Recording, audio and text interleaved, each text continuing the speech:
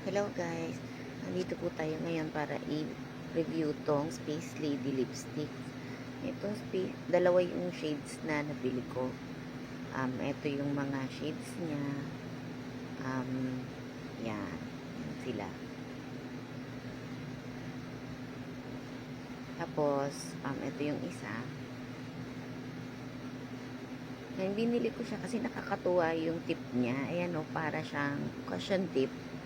So, parang may bala-balahibo siya.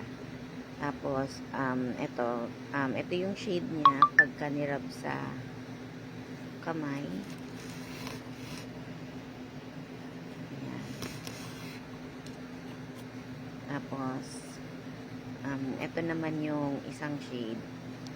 Pagka tiningnan mo sila, halos, halos magka-shade. Pero, magkaiba sila.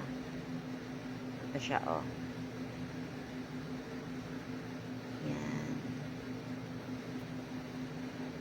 Tapos, para magkaroon ng shade or lumabas yung pinaka lipstick niya, pipihitin mo yung baba.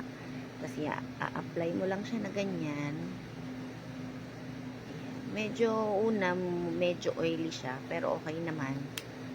Tapos, hindi rin siya ganong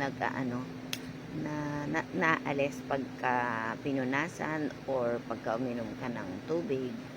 Hindi rin siya ganong naaalis. So, parang long lasting din siya. Ito, irarab ko siya ng tissue. Tapos, ayan, konti lang yung naalis.